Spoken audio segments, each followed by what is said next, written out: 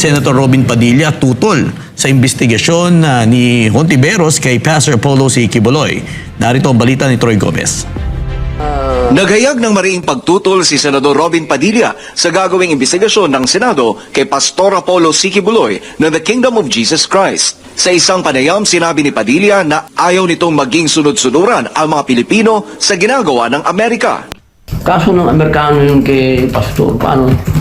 So ano yun, parang ICC din. Sunod-sunuran na naman tayo sa dayuhan. Ganun ba ang dating? Ani Padilla, may karapatan si Hontiveros na magsulong ng investigasyon bilang isang mambabatas, pero kanyang ipinunto na hindi nito susuportahan ang aligasyon na nag-ugat mula sa investigasyon ng isang dayuhang korte. Ako lalo, nangangati ako pagka kaso ng puti eh. Pagkaso ng na-offend si Bonifacio, medyo ayoko talaga. Pero kung sa Pilipinas yan, wala akong magagawa. Pilipino yan. Pero pag ang babasihan natin, korte ng ibang bansa, no way. Sa aligasyon naman ng child abuse at sexual abuse, sinabi ni Padilla na dapat imbestigahan din ang mga testigo dahil sa posibilidad na hindi ito nagsasabi ng totoo. Kailangan natin imbestigahan yung mga witness kung sila ba'y nagsasabi ng totoo. Kasi dito, ang tagal naman yung nanonood na rin ng hearing dito. Kukunti ang witness na nagsasabi ng totoo dito. Ang hirap na rin maniwala dito.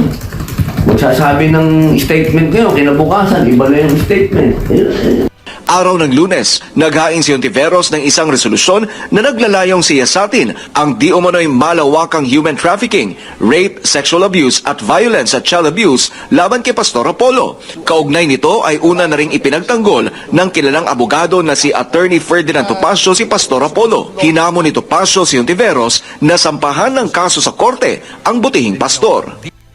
Ang ginagawa po ni Senator Risa Hontiveros ay isang panlilinlang sapagkat ang sinasabi po niya, gusto niyang imbestigahan itong mga alegasyon ng human trafficking, may mga testigo daw siya laban kay Pastor Quiboloy at sa grupo nito na ang Kingdom of Jesus Christ. Ngunit ito pong bagay na ito ay hindi po dapat sa Senado iniimbestigahan. Para sa Diyos at sa Pilipinas kung mahal, Troy Gomez nag-uulat, SMNI News.